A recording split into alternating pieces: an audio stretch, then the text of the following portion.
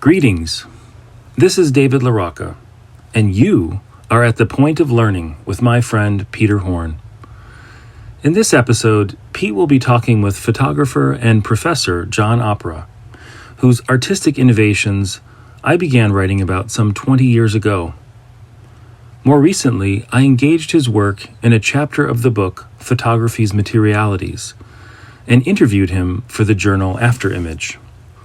For me, John's always evolving body of work offers up an exceptional opportunity to explore the nature of art, especially in a literal sense.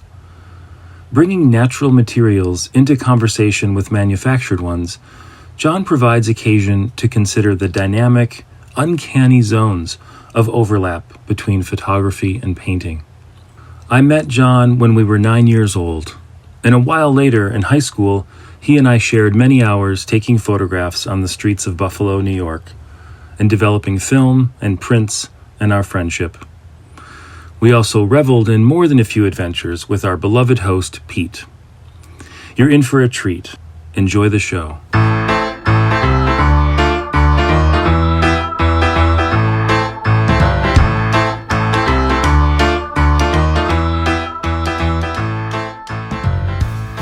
On today's show, artist and professor John Opera. The goal is not to take an ordinary photograph of an extraordinary subject. Anyone can go to Niagara Falls or, and take a halfway decent photograph. But it's really about going to the ordinary or approaching things that we might feel are banal and trying to transform or transcend what they typically stand for, what they're typically about. Opera shares some of how and why he came to push at the traditional boundaries of photography. Photography is a medium about recollection and repetition. It's not a medium where you generate new things typically, which is maybe why I really want to bust that wide why open. I do that. Now I do that. And some of what art does and does not say about the artist. I've never really felt compelled to reveal myself too much to the viewer, because I don't think that's why I make the work, and that's not what the work is about. I think of myself as being really present, and kind of reconfiguring things in a process, for example, to see what I can discover. And it always has to be about perception. I mean, we're ultimately talking about visuality here and, visual language. So I think I'm just always looking for that surprise.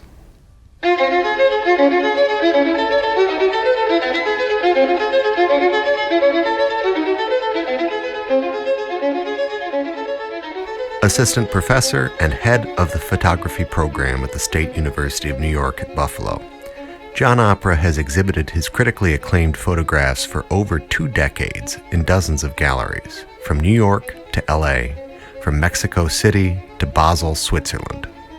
His work has been featured in numerous reviews, articles, and other publications, from ArtForum to The New Yorker.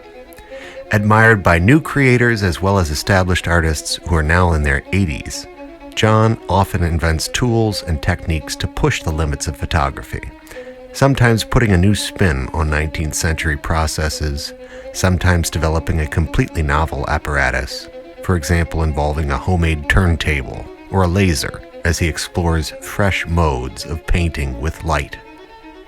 The son of a scientist and a social worker, Opera is an artist keenly focused on how we see the complexity of the multifaceted world around us and within us.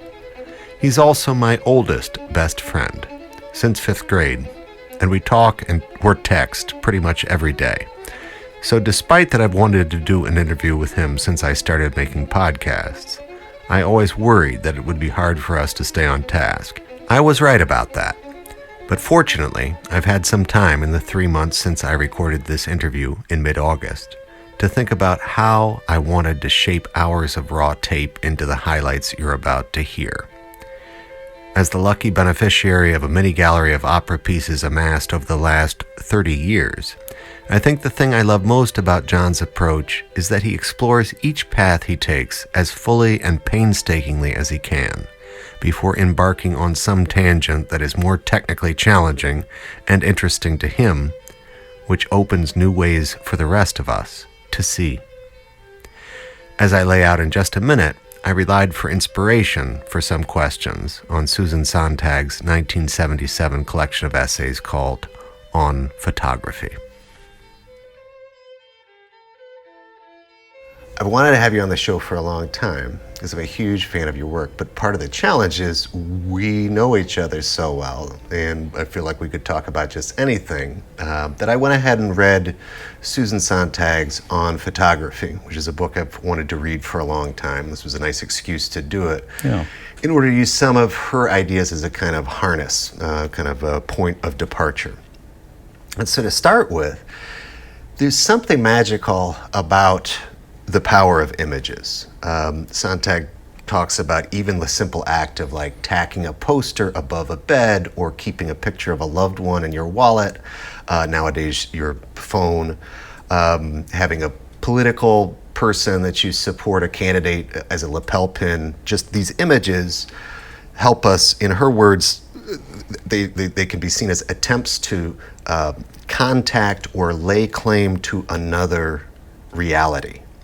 And I realized when I read this that there's always something magical about what photographs convey, or maybe how they convey me when I look at them. But it's just that there are so many photographs in our world today that I don't often, stop to pause and think about the power, a kind of magic that is contained in the photographic image.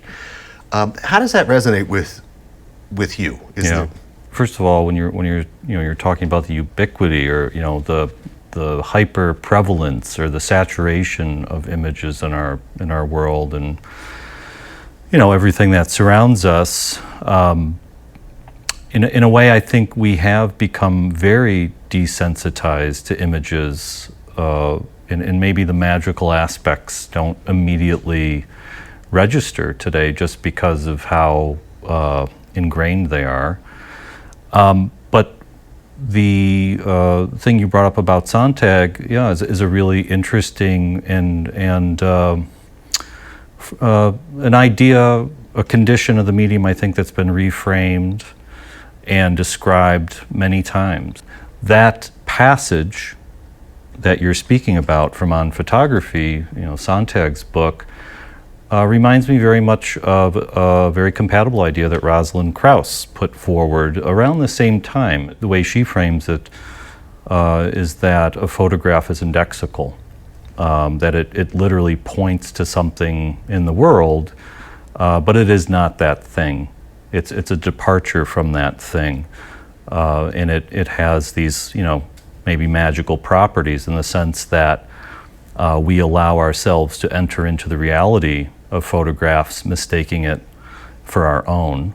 But I think the magic or the point is, it's not our own world. It just shares, and to quote another writer I love, Kaja Silverman, that it has all the surface appearances of the world, but that's about it. And that's its kind of maybe deceptive attribute, but also, I think where the magic resides, the strangeness or the uncanniness. You mentioned the ubiquity of photographic images. Mm-hmm. We all, any of us who have a smartphone today, are carrying around a camera that's probably as good as anything anybody could have gotten in terms of a digital camera 20 years ago, and everybody's got one. But still, there are people who will, seventh graders and what have you, who will get fired up about like getting a Nikon, getting a Canon, like an old-fashioned camera, sometimes with film, and walk into a situation and have the camera strap and the camera and go into it. And there seems to be something different about that engagement with your environment, that engagement with other people when you have a physical camera, as opposed to just taking out your iPhone and snapping a few photographs. Yeah. Sure. How do you think about that difference as somebody who has, navigated the world with a camera and an iPhone? What happens, how people react with you, or how you feel? What is different about those experiences? I think part of the answer lies in how technology has developed over the last 150 years, in the sense that, for example, with photography, as it's evolved since its invention, or since its harnessing, however you want to describe that moment in history, and this kind of began with Henry Ford, Fordism, and Kodak, where Kodak very quickly, one of the first things they wanted to do was really hide or obfuscate the process of photography, and that's what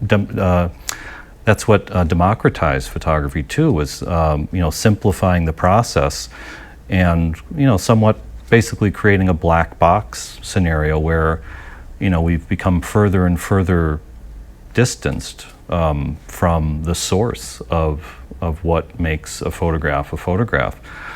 And I think that's part of it, is that when a student holds, like you said, a Nikon or a Canon in their hand, that I think is a moment of awareness of, this is about perception. This is like a very, this is about an intentional investigation into perception.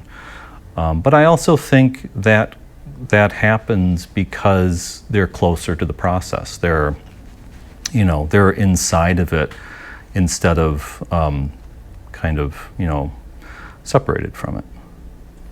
Or they're at least closer to being inside of it. Say, loading a roll of film, and then taking that film and having to learn how to load it on a reel in complete darkness, and so on and so forth. The other thing that I think students don't realize they're going to encounter initially is the latency of photography. For many, many years, you would make a photograph or take a photograph, and you wouldn't see the results for 2 weeks, 6 months, however long it took you to develop that roll of film.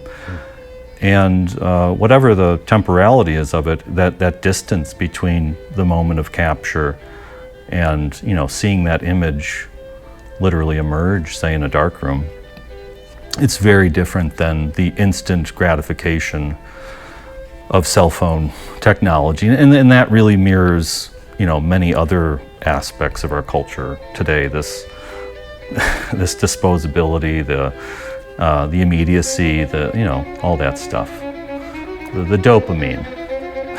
Yeah, the hit of seeing it right away. Take that hit.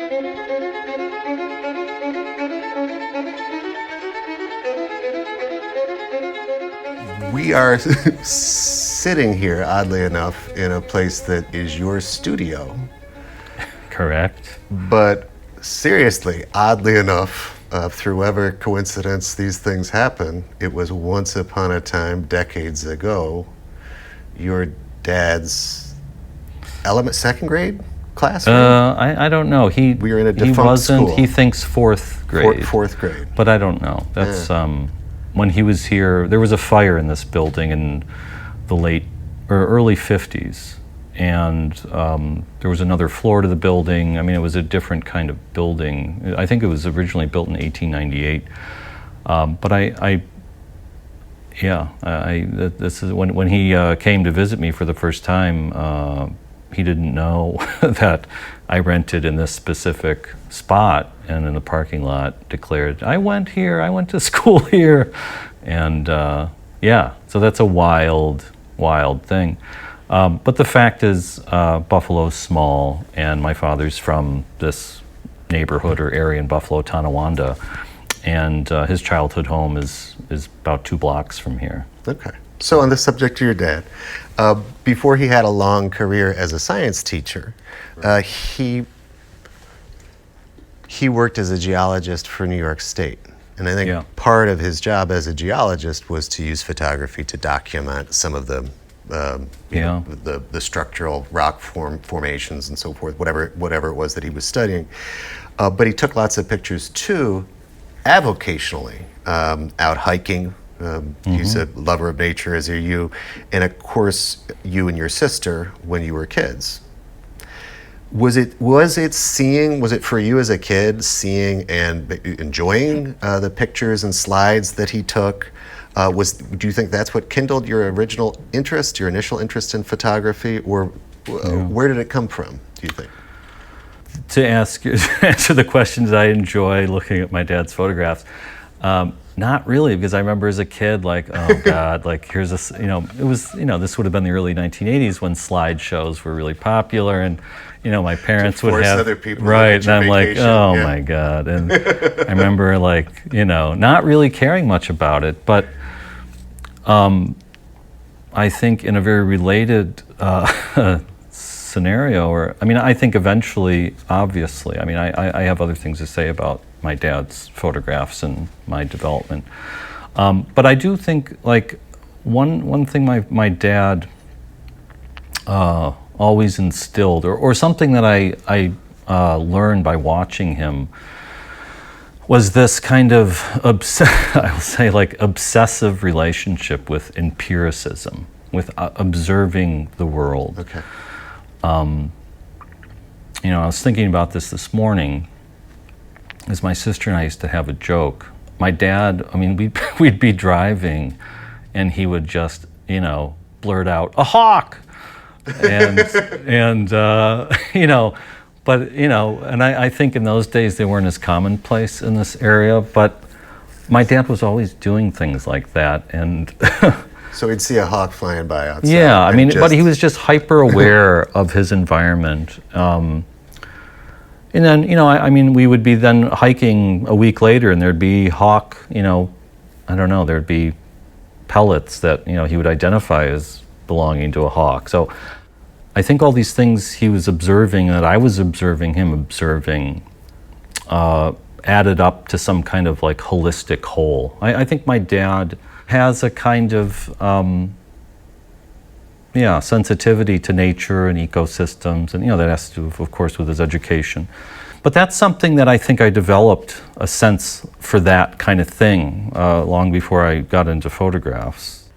But as far as his relationship to photography, I think at a certain point I was like, wait a minute, what's he doing there? Like, that's kind of, I want to do that too. The first time I remember I got to use my dad's really good camera, his Praktika, which was an a West German camera with a Zeiss lens, kind of like the Volvo 240 of cameras. I was maybe 12. So yeah, and I think one of the other things, I've talked about this before, is I really do think when it comes to the photographs I've made that are lens-based images, the landscape period from now 15 plus years ago, I think it was a complete reflection in a way of my dad's sensibility in taking pictures, a very kind of clinical, deadpan, empirical kind of way of taking a photograph, that there was really no reason to do anything tricky or gimmicky with vantage point or depth of field. There was always this sense that the purpose was in a way to photograph what was in front of you. And so, yeah, I think in a sense my training or my early growth, there was this almost classical approach to photography. And I wouldn't say, pedestrian or amateur. I think my dad actually had a really good eye. I looked through his photographs. I organized his slides a couple years ago, and I was like, wow, like he's a really good image maker. It's just interesting that you should say that, part of what you recognized about it, looking at it, was that it was pretty much straight on, because I think sometimes when I think of some of your landscapes or some of the photographs that you took, when you would go out hiking or something and come back with a whole, it's as if, you were saying, it's as if I was there with you, and you were saying like, "Hey, take a look at this. Yeah. Like, isn't this Well, you cool? were there like, for check one. it out." I was there for Zor. well, I was there for a number of trips where you were taking photographs. But it's kind of cool to look at the image. It's as if you were saying through the image, like, "Hey, check out this, check out this very cool thing to look at." And and it's true for me. I may have walked right past it, and so it's cool to have somebody with your eye calling attention to it, but without a bunch of artifice or. Yeah, I mean, I think another way you could put it is that it's a kind of classical human vantage point. That it's very much about human vision. It's not on the ground, and it's not a caterpillar's vision, but that the camera was more or less 60 inches or so above the ground, and that in a way mimics human sight, which is something that is ultimately behind the very structure of photography, or what we know photography to be.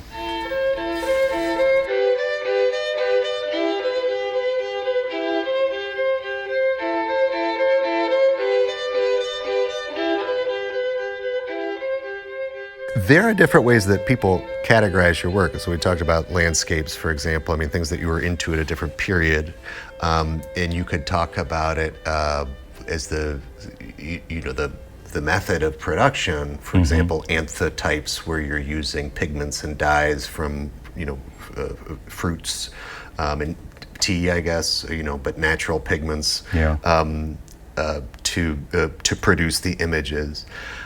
One of the ways that I think about it is when I think about the different kinds of photographs that you have made, is like there is a category of photograph that maybe somebody else with a really good eye and a good camera, who had exceptional attention, painstaking attention to detail, maybe somebody else could make that image.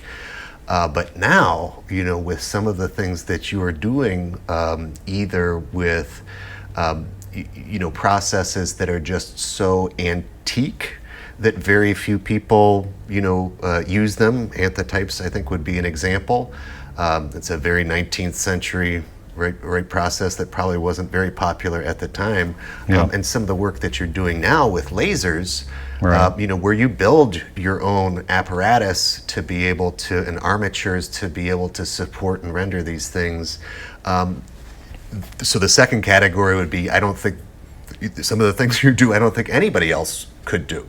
Large aspects of photography, most of photography is very duplicatable, in the sense that if you have the same camera, the same lens, and maybe go stand in the same place around the same time of year, the same time of day, and wait around long enough for atmospheric variables or whatever, you could more or less make something that resembles someone else's style.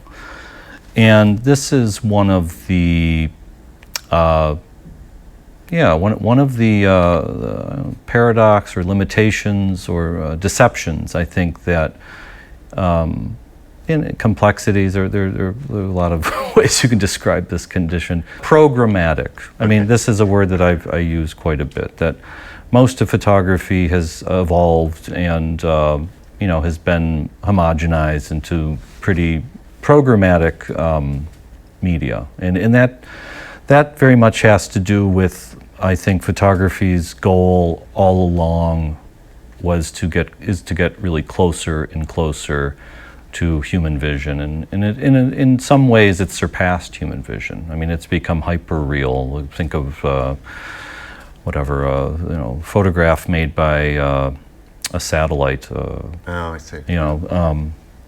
But that, I think that's related to what you're saying, this repetition that's inherent in the medium. Basically, I think there was a motivation for me to remove myself from that structure, that system. And maybe that's partially my ego in the sense that I want to make something that is not really around or that feels new. I want to make something that feels surprising, to me even. And as I've evolved over the years, I think I've been inching closer and closer to basically, reconfiguring photography as I see fit in terms of the apparatus. And photography is so linked and intertwined and entangled with apparatus. And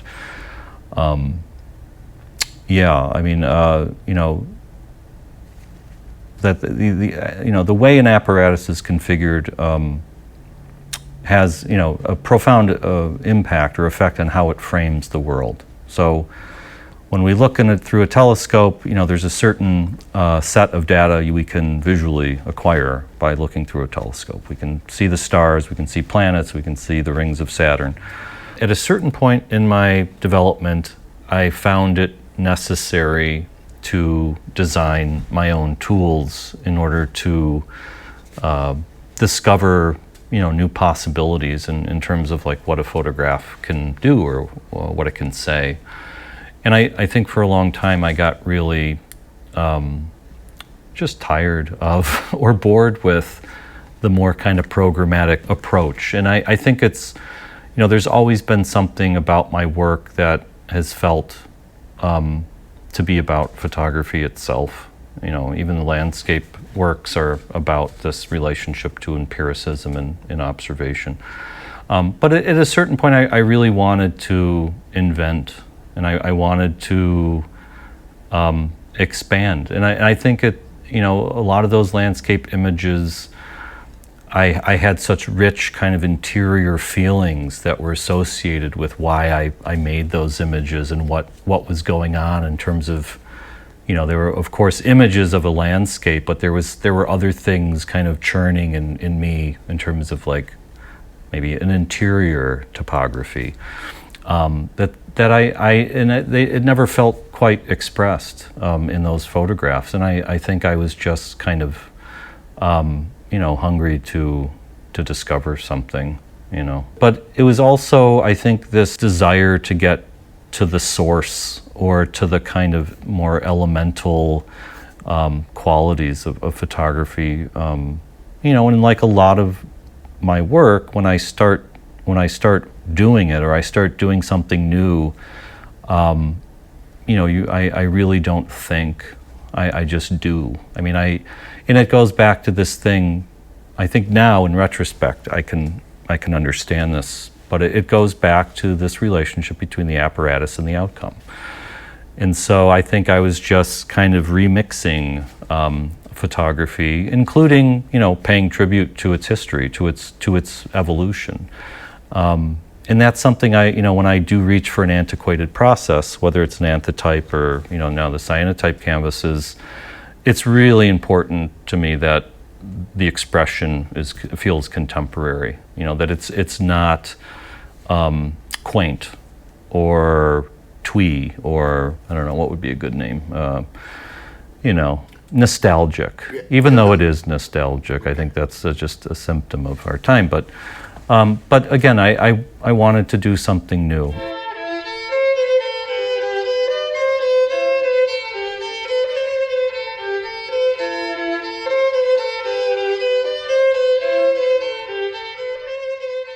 When I was reading the Sontag collection of essays about photography, here I was like, this is it. This is part of what John does that I've gotten used to it because I've been fortunate to be kind of alongside and hearing about your discoveries and movements and inventions of various apparatus as you've done it, but this is part of what is so different.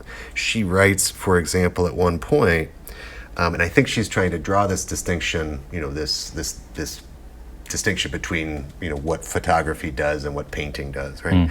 But she has this moment where she says, like, the identification of a subject of a photograph, of the subject of a photograph, and I'm thinking of like a portrait or something perhaps, always dominates our perception of it, as it does not necessarily in a painting. The formal qualities of style are at most of secondary importance in photography, while what a photograph is of is always of primary importance. The assumption underlying all uses of photography that each photograph is a piece of the world means that we don't know how to react to a photograph if the image is visually ambiguous. Say, too closely seen or too distant until we know what piece of the world that it is. What looks like a bare coronet, the famous photograph taken by Harold Edgerton in 1936, becomes far more interesting when we find out it's a splash of milk. Right. So like this was the moment where it's like, this is what John does. These are photographs, or these are photographic processes, but we don't necessarily know. I don't necessarily know when I first look at one and say like, oh, well, that's clearly a detail from this or that might be this or that. These are, you're making abstractions, you're painting with light, essentially. Yeah. So I think while what she said here in the 70s is probably true for most of, most images created by photographic processes, probably, it doesn't seem to apply to what you do. At least what you're doing right now. Right. You know what I'm saying? Yeah. So like that's part, and I think that's part of what's so interesting, but it's also a little bit disorienting for a viewer of some of your pieces to say like, what is happening here? It's a very different experience from looking at, say a standard photograph. Yeah. I mean, I think what Sontag, that passage, is basically saying is that the subject is primary. The thing depicted is really what is pushed forward in a photograph. I mean, Krauss would have called that, Rosalind Krauss would have referred to that as the transparency of the medium. We tend to just look right past the materiality of a photograph into the space where the subject resides, or the representation of the subject resides. When we I'm sorry. So you take the material, like what it's actually printed on, the process that it takes to get it there, all of that stuff. Yep. All of that stuff. We just go right to what's this of? Okay. Yes. Right. Yeah. And in the case of abstraction, I mean, I think what's happened in my work over time is that I maintain these basic photographic, ingredients, something light sensitive, a substrate, but it's kind of like any system. Pick any system that comprises many elements, and you start removing elements one by one, and when does it stop being that system? That's kind of what I've done with photography, is that I remove the lens, I remove the relationship between material and device, and and I think with this work I'm really trying to find that line between what defines a photograph, and when does it maybe push out into other kinds of experiences. And I mean, and for me, that's I think the big metaphor in the work, is this possibility of expanded vision, not necessarily achieving it, but somehow pointing in that direction, if that makes sense.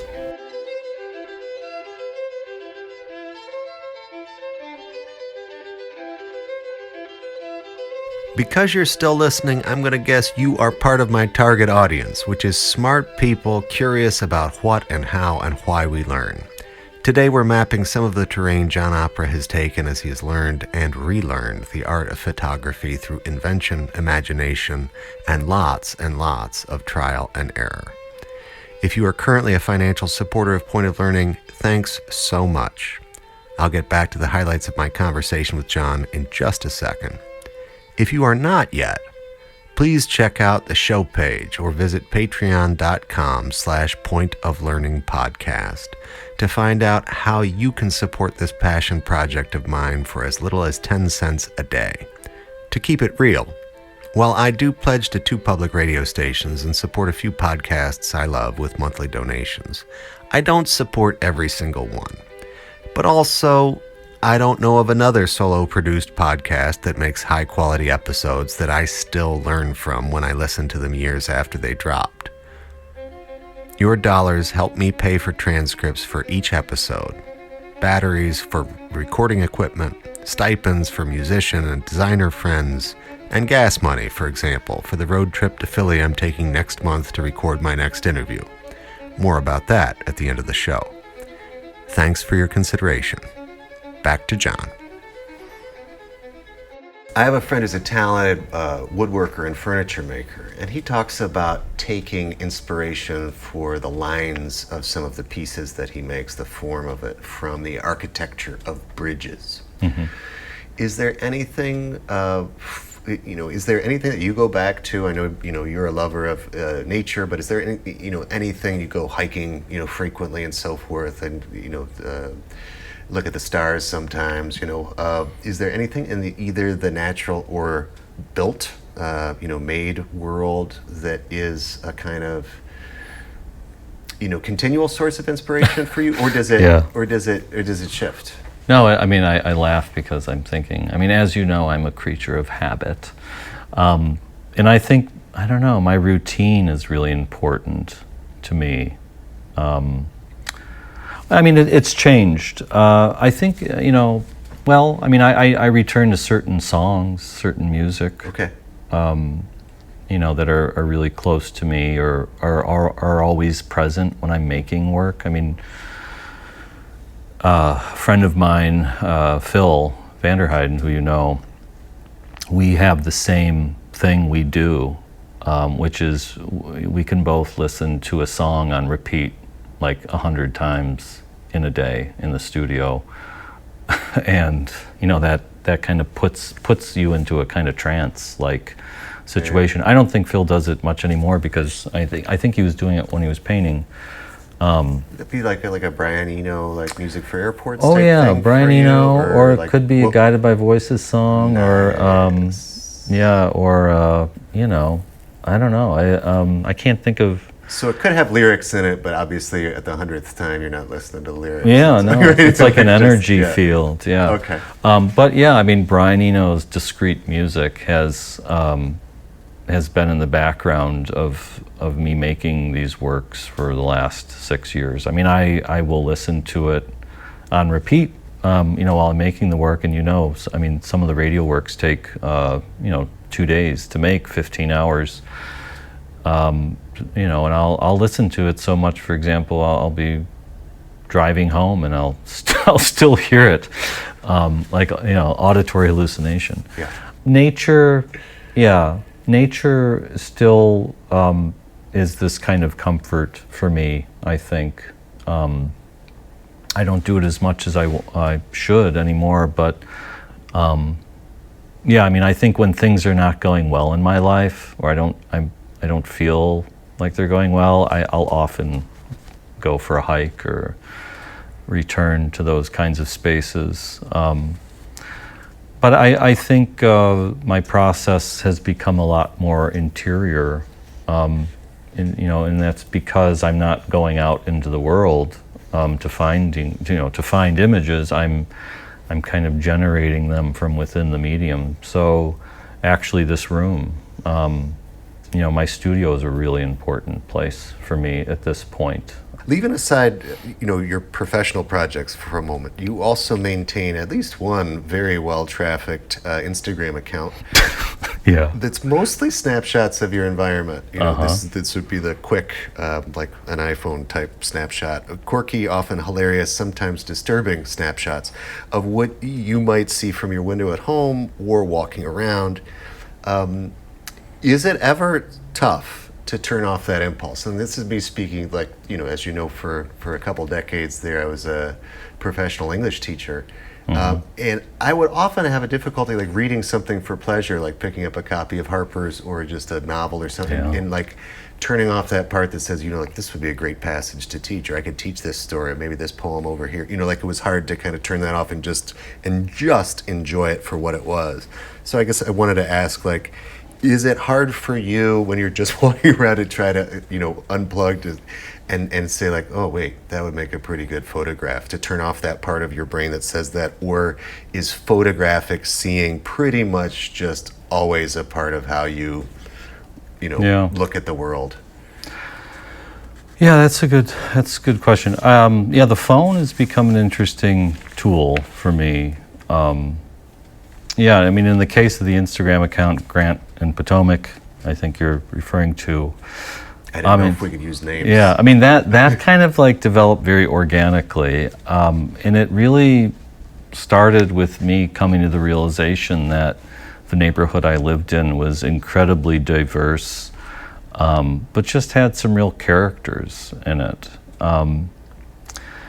Yeah, and I mean, I think for me, that account is really the way I kind of keep in touch with my source as a photographer. But also, I think it's a reflection of all of the things that I never quite could fit into my work, but swirl around in my head. So there are some images on that account that are funny, some that are downright disturbing or too real, and the context of those kind of intermingling, I think is creates a certain kind of vibe.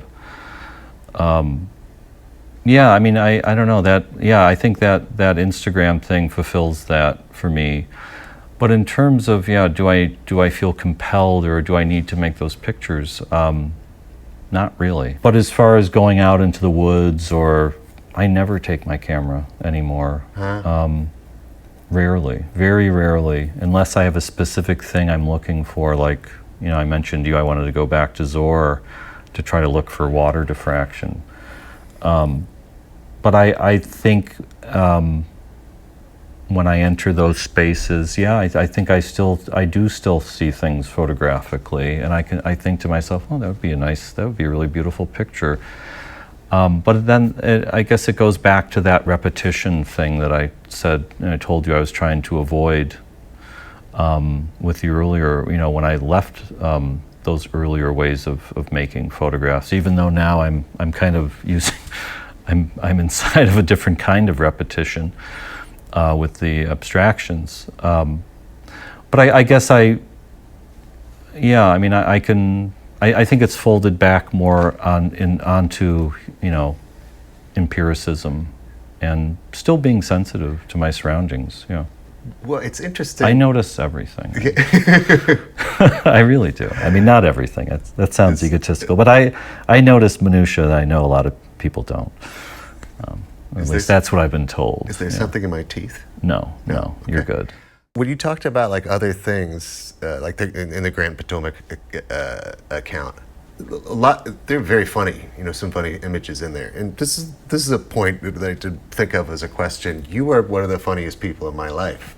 When we talk on the phone, true. For example, maybe I should meet more. Maybe I should meet more people. No. But we could talk and crack each other up. It's a good thing. The very start of this interview, for example, I probably will use as an outtake. At the very end, because we couldn't hold it together. But I don't think of your Do you see humor in your work? Like, is there in your stuff that you show? No. Is that in there? Like, not much. Yeah.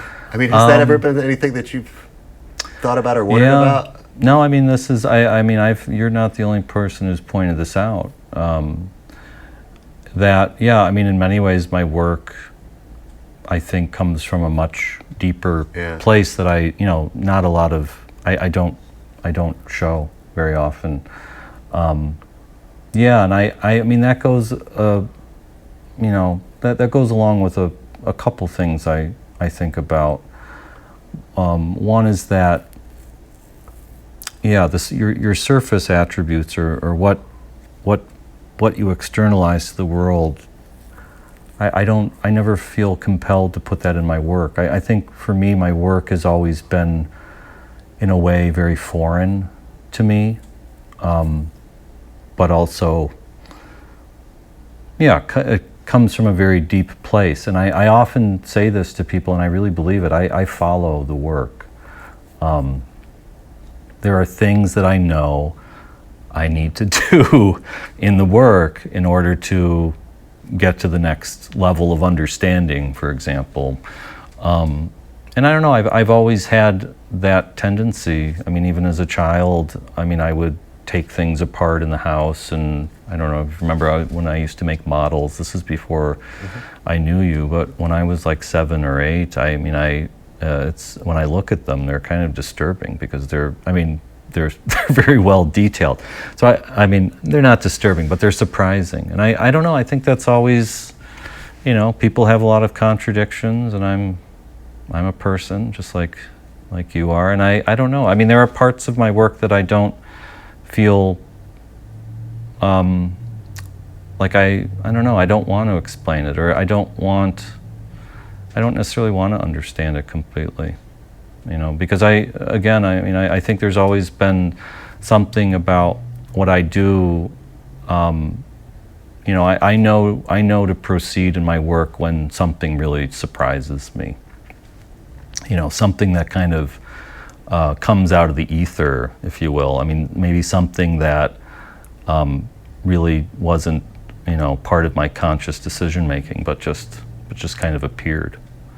If that makes sense. That sounds really out there, but oh, it does. It makes sense. It resonates, and I think that's probably a good point. That you don't need to. There are plenty of people making whimsical art. Photograph, or it's a little bit of like tongue in cheek, or so forth. And if that's not what you want, if that's not what you feel, called to make, if that's not what you follow. That makes sense. It's just, it's interesting, and it's something that I'd never focused on. And then I had this thought, as I was prepping for the interview, and I was like, well, wait, what if I've gotten it wrong and there is something that John thinks is funny, but I've just missed it because maybe my sense of humor isn't there. I think it's funny that I'm willing to spend 15 hours making something only to have it not turn out. That happens a lot, and that's a moment where I'm like, I could either cry or laugh, and That's hilarious. Somewhere in the middle. But I agree that, that I've never really felt compelled to reveal myself too much to the viewer, because I don't think that's why I make the work, and that's not what the work is about. I think of myself as being really present, and kind of reconfiguring things in a process, for example, to see what I can discover. And and it always has to be about perception. We're ultimately talking about visuality here, and visual language. So I think I'm just always looking for that surprise.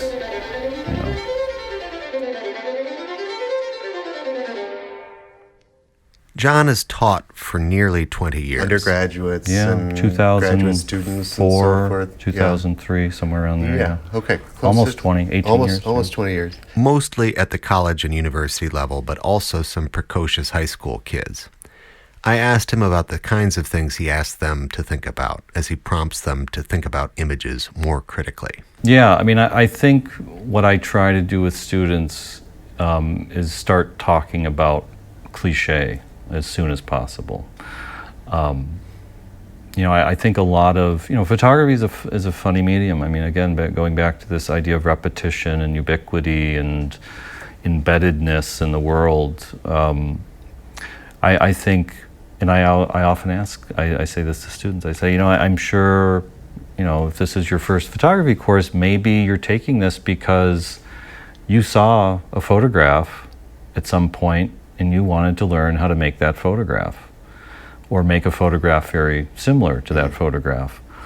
And that's something that is just intuitively, automatically a part of it. So I think you really have to resolve that and identify it and process and deal with that before you can really start to do things that feel like more personal expressions.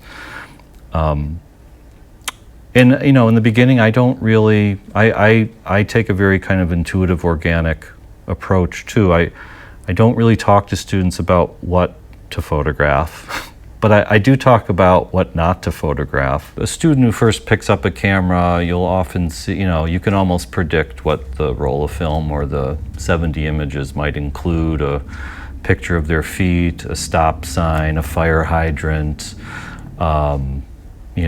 whatever, their dog. Sunset? A sunset, yes, absolutely. So I want students to kind of discover what's that thing that's important to them. I think they really need to do that on their own. And in the beginning, with a beginning student, it's very much about just learning the mechanics, like learning the violin, learning an instrument, being intuitive with it. I think in learning about the camera, you kind of have to learn it as an instrument, and there are kind of stages or steps of development that I think every student of photography has to go through. And I think those cliche moments are actually really important because they create discussion and dialogue. And I remember our talking about this, I don't know, 10 or 15 years ago. I think it was shortly after you began to teach, and we're talking about, cliches and so forth. And I just wondered, I was like, yeah, I can tell, I've seen a fair number of photographs and so forth, but like, don't you have to have a certain amount of experience, like in any kind of conversation that you enter, like to know where the conversation has been? So if you're talking about the conversation of images, like how would I as a 13-year-old, or even a 7, like know that everybody's photographed their feet before, for example? Like you wouldn't necessarily, or maybe it's that question, as you said, like think about maybe the photograph that you saw that maybe made you want to figure out how to make it. Like it seems easier to do with a certain amount of experience, but harder to do with less experience to know, like... Yeah. Well, I mean, I think it's like levels of understanding, levels to the conversation. And I think it's important that students kind of go through those levels, but, as someone who's hyper committed to the medium, I also want to kind of push them along so they get to that point where it's not about repeating what you see. And I mean, I often say this, that photography is a medium about recollection and repetition. It's not a medium where you generate new things typically, which is maybe why I really want to bust that wide why open. I do that. Yeah, I do that. Now I do that. But in a traditional way, or maybe in a more elemental way, someone's learning about images. That's the trap, but it's also, it's what's interesting about the medium, and it's interesting because the way it reflects back onto human behavior, where repetition and repeating and that's really about belonging and understanding, or supposedly understanding. I mean, we could talk about how images influence culture. I mean, that's another podcast. But these things are such powerful mirrors. And I think, I don't know, as an educator, this is the thing I want students to understand, whether they want to work within that program or however they approach the medium. It's really important to me that they think about it not so much skeptically or cynically, and I've been not accused of that, but I've had students tell me that. But it's skepticism's great, right? Cynicism, no, bad. But really, for me, I would describe it as self-consciousness. Okay. That your decisions, I hope, eventually are made because you understand or at least you have a better understanding of why you're doing what you're doing with a camera. Yeah, I imagine it's like a beginning, songwriting student really loving something and then realizing it's like Beatles or Bob Marley or something. Like they're like, oh, I like this phrase because I've heard it many times. I've heard it before. AED. Buddy Holly. I just came up with that. Totally. At the end of our 2-hour conversation, I asked John to describe what, to me, as an educator, is one of John's most poignant current projects, an ongoing series of dozens and dozens of portraits of his own students, using the 19th-century anthotype process, which, as we've said, relies for color on dyes and pigments from plants that are inherently unstable. That is, they will necessarily fade over time. I returned to the anthotypes, and because I was really, I think, rethinking, reevaluating what it meant for an image to fade. And of course, all of these associations with memory and experience and people and life, start to kind of come into play. And I wanted to make photographs again. I wanted to make images of something that I felt invested in and that I was in close proximity to. And this is another thing I'll often talk to students about is that, the goal is not to take an ordinary photograph of an extraordinary subject. Anyone can go to Niagara Falls or, and take a halfway decent photograph.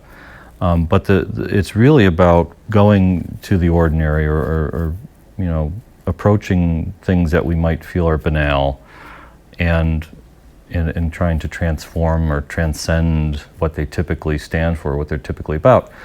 So I just started photographing my students. I mean, my students, I have very close relationships with some of my students in the classroom. I mean, awesome kids. And teaching's a really big part of my identity at this point. So I thought it was interesting. It's something I don't talk about that body of work very much, and I really haven't exhibited it because my plan is, I kind of want to get to like 100 or 150. I want to have a lot before I have a show. But then you were exposing these, right, in a greenhouse? Right, yes, yeah. On campus? Yeah, right? Right now, currently, yeah. Okay, on campus. So and then you just check on them periodically? I do, and yeah. And see how they're... A person in the biology department has allowed me to use the greenhouse. Okay. And one of my colleagues kind of helped facilitate that, who, works in the bio art lab at UB. So I've been really lucky to just be able to do these things year round without worrying about weather and things like that. And so you do so you bring them and scan them at various intervals? Is that what you do? No. No. I mean, right here on the table we have the raw prints. I mean, I have exhibited them. I exhibited 12 of them, and I put the actual objects, the actual prints into the frames. And I mean, their kind of fugitive nature is part of it for me. And I think I recently said to someone or in a talk, I mean, I don't know, strangely enough, it's kind of comforting that things change, and I don't know, I think, of the fact that probably by the time the image will fade, the person that I photographed, they're going to be a very different person. They're like anything else in the world. Yeah. They don't last forever. So, again, this is like following the work. That body of work, I don't know when it'll be exhibited, honestly. But I've been, I don't know, every year I just keep doing it. And it's also a way to open up a conversation about photography with my students. I mean, it really is a teaching aid in a way. I can talk about more kind of metaphysical things about light and photography's relationship to the natural world. So it is also a part of, I think, one of the ways in which I kind of try to get students engaged, thinking about the medium in a different way than maybe how they were thinking when they walked in the classroom. Yeah, I think it's there's something very poignant and beautiful about it. I always remember hearing you describe it and then seeing the images for the first time, because I think for any teacher, it's going to suggest the connections, the relationships that you have with individual students, but then also to recognize that these things fade and change over time, like some kind of the influence that one has on one's students, but also that they have on you, but that, it fades and changes. Yeah, I mean, I also think it's,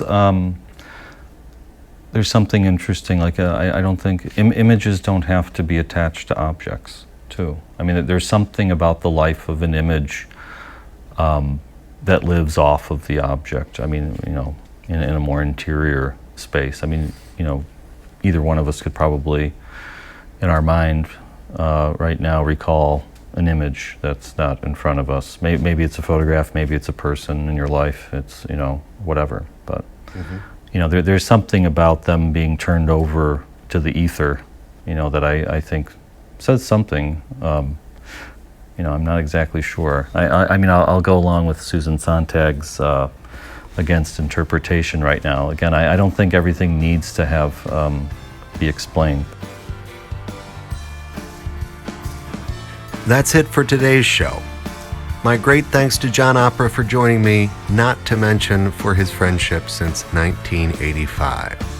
Thanks to you for listening to, sharing, rating, and reviewing Point of Learning. Thanks as always to Schaefer James for intro and outro musics. And special thanks this time to violinist Tom Halpin, my former teacher and star of Point of Learning Episode 9, if you're inclined to visit or revisit that show from 3 years ago, for permission to use his recording of Philip Glass's composition Einstein on the Beach as featured music for this episode. This recording comes from a live performance attended by Philip Glass himself, who called it the most elegant rendition of the piece he had heard. A member of the Lyceum Consortium of Education podcasts, Point of Learning is written, recorded, edited, and mixed by me here in sunny Buffalo, New York. I'm Peter Horn, and I'll be back at you next month with radio visionary Bill Siemering, who wrote the founding purposes of National Public Radio in 1970, and then helped to create All Things Considered and Fresh Air. See you then. I really wanted to have some kind of angle, some kind of harness, because I feel like we could... Dude, I'm going to start laughing. I'm so sorry. Exactly. This is what I'm talking about. This is going to be a challenge. I feel like we could talk about anything. Dude, I'm so sorry. Stop looking at me that way. I wanted to have you on the show for a long time because I'm a huge fan of your work, but of course, there's a problem. I'm sorry. It's going to be fantastic. Dude, I'm so It's going to be all outtakes. I'm sorry, dude. I'm sorry. Should we start with the lightning round? No. Okay. All right. It's all hot, too. All right, this is going to be funny. All right. It's good. All right, okay. Start over. I'm going to think about something sad.